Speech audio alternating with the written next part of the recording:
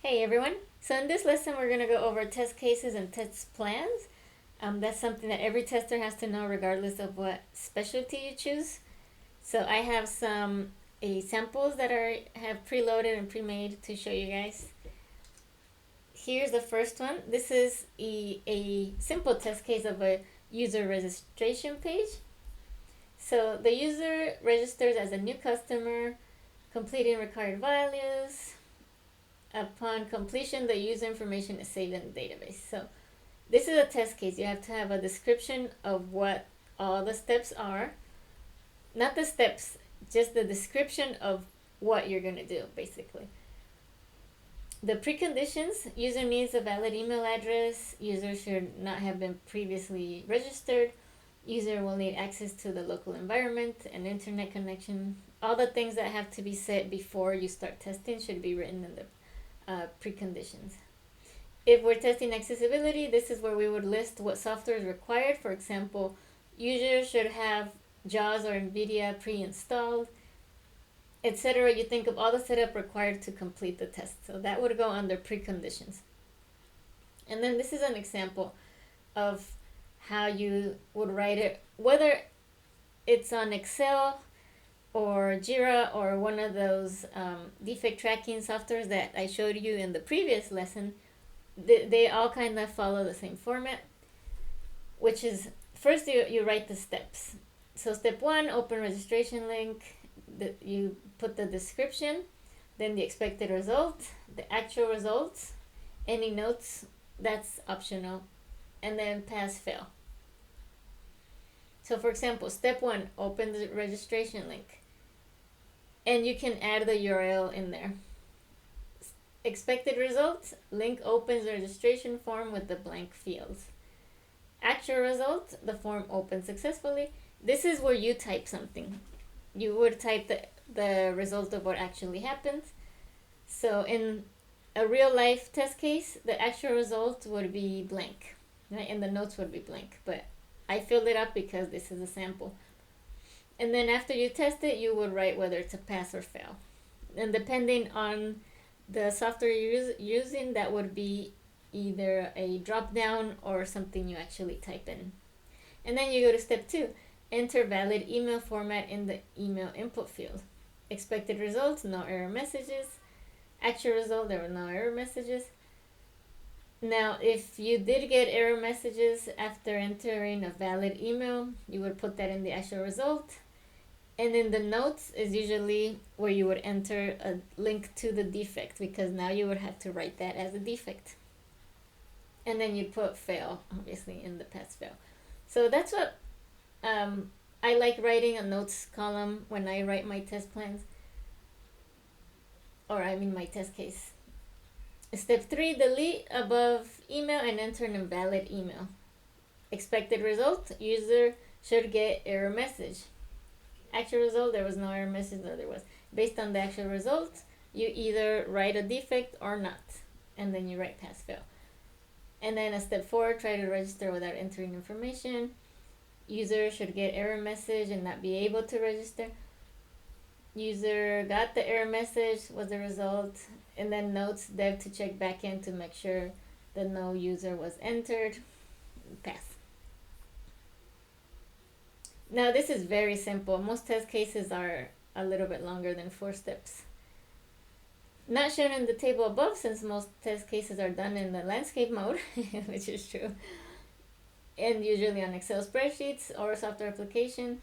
Don't forget to include the following extra columns: browser, or tested on browser; date of execution; tested by, which is your name of the tester; test data, which is optional. For example, I used test 103, the email and the password.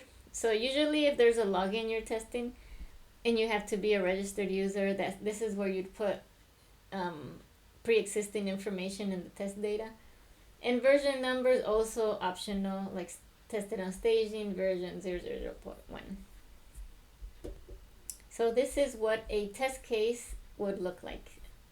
Step by step, what to do and what to expect. And in your test case, don't forget to include negative scenarios. For example, enter the wrong format forget the at, and then the expected result would be user should get an error message that tells, please enter the correct format, and then the actual results are. So always remember when you're writing your test cases step by step, basically whatever the user is doing, open the link, enter this email, do not enter this email, etc.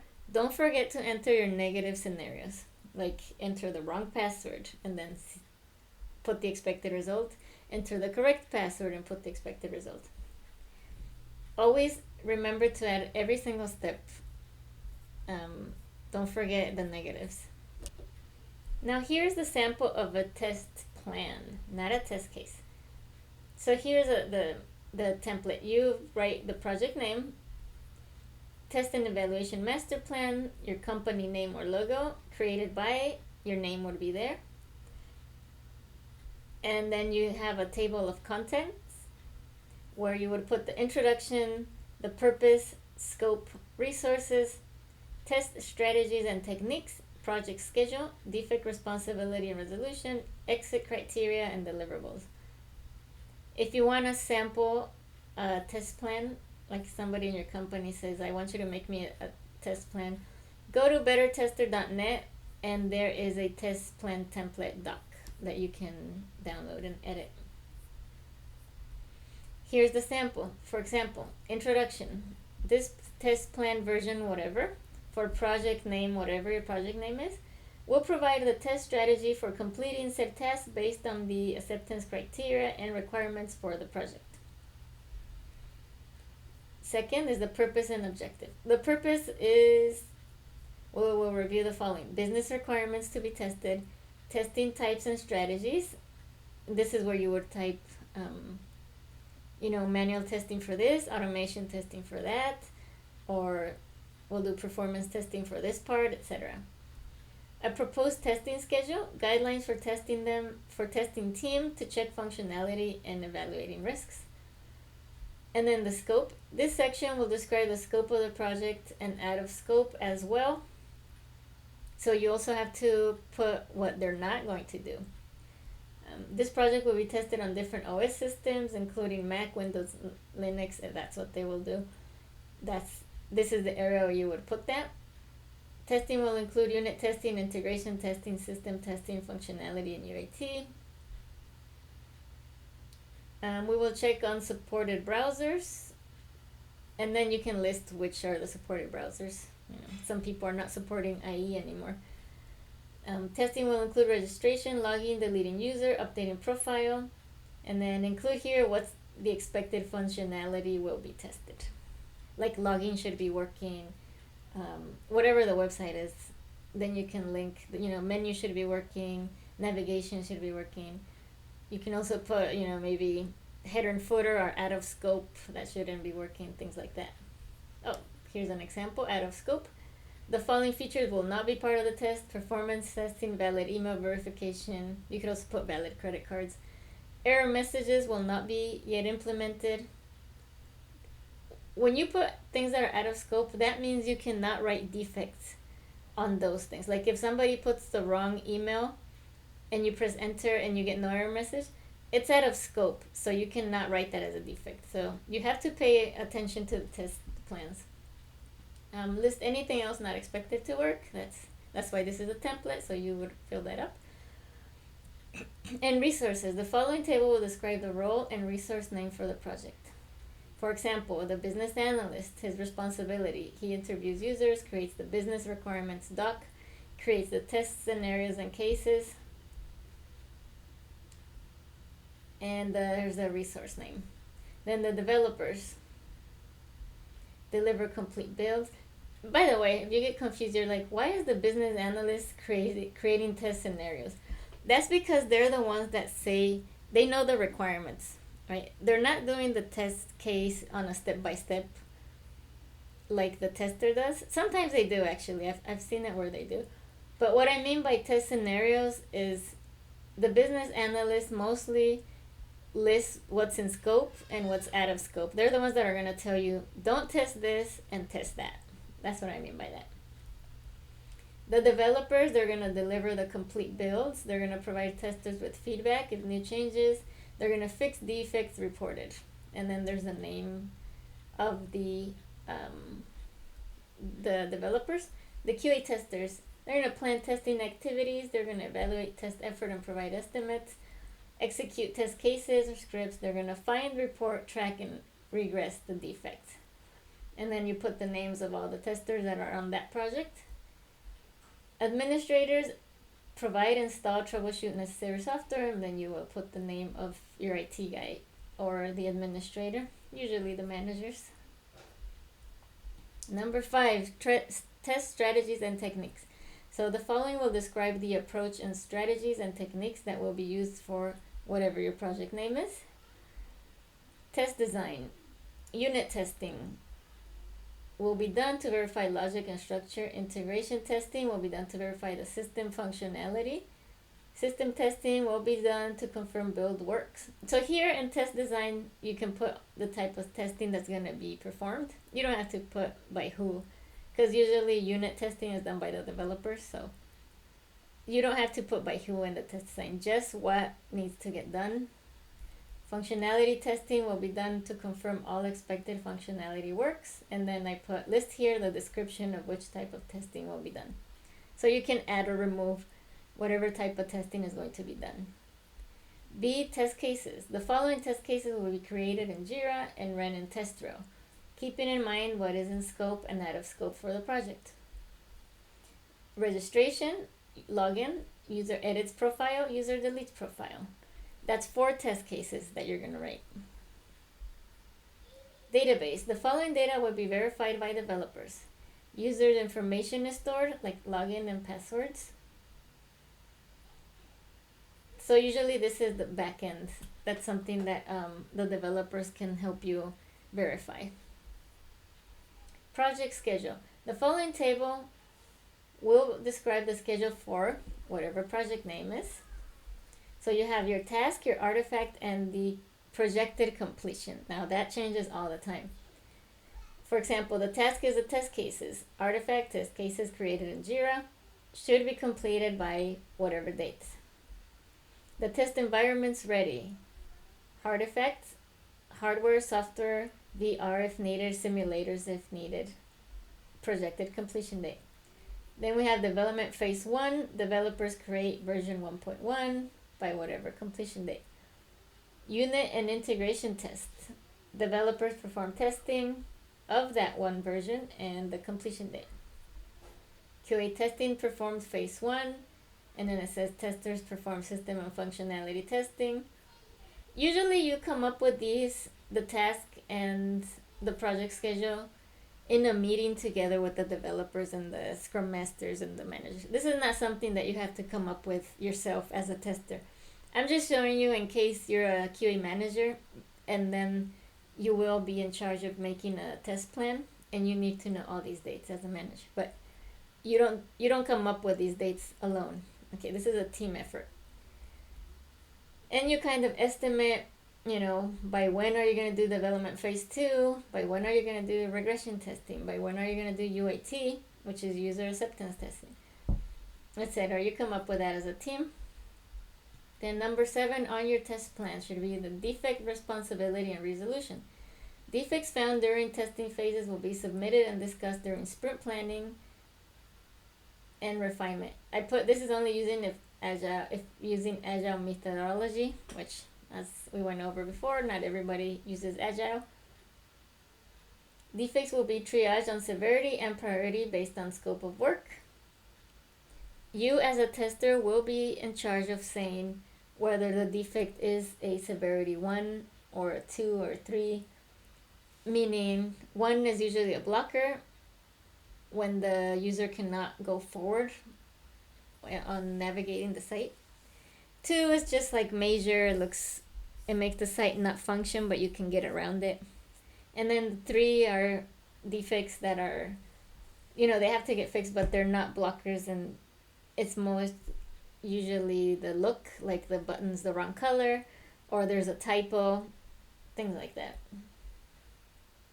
And you have to set that up as a tester when you're writing the defects. So If not possible to resolve defects in the expected completion time, they will be delivered as known bugs. That's happened before. So defect log will be maintained and updated as changes happen. This is also the section where you would write whether manual testing or automation testing will be done and the procedures of such. Exit criteria. Testing will proceed to the next stage when an acceptable proportion of the current stage has been completed. All exit criteria shall be satisfied by the end of the project due date. And then deliverables, basically it's your goals.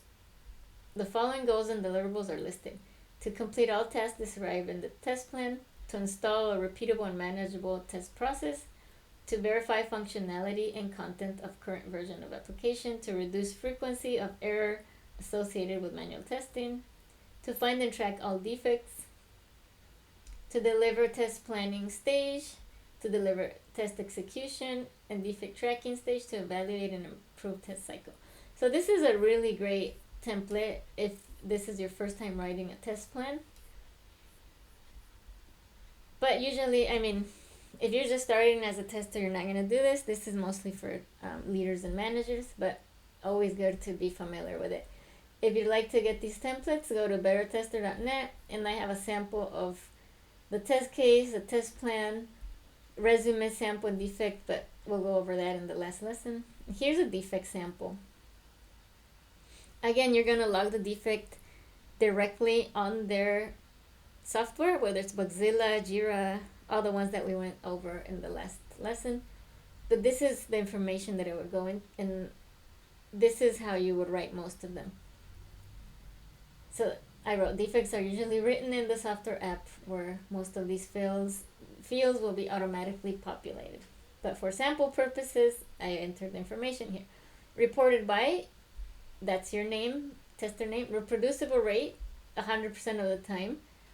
If it's a defect, you can't get it to happen all the time. You just see it once in a while. You'll put 50% of the time, 30% of the time. A lot of defect systems ask for that.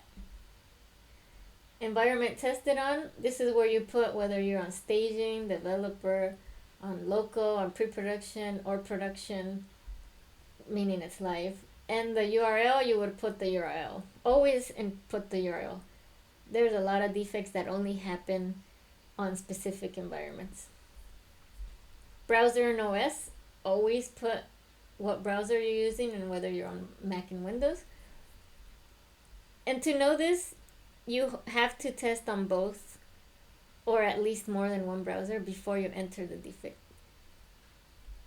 Like, don't just say, yeah, it happens on Chrome, because they will ask you, oh, and does it happen on Windows too? And you should know the answer. Like, by the time you enter a defect, make sure you already tested on everything. Version number, obviously whatever version you're testing, and then the description. When the user enters an email, he still gets an error message. Steps to reproduce. Step 1, go to the URL, blah, blah, blah. Step 2, enter the valid email address.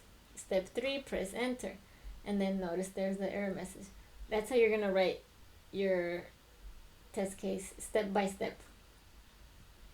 Expected result, the user should get no error messages because the email was valid. Actual result, user gets the error message. And then in screenshots, always put a screenshot and always label your screenshot. Like, whatever software you use, make sure you circle with red or use whatever tools you have in order to show the error. Don't just give the developer a screenshot of the website because they're not going to know what to look at. You always have to circle and label and put an arrow, put text on it. Do whatever you can to show the defect as clear as day.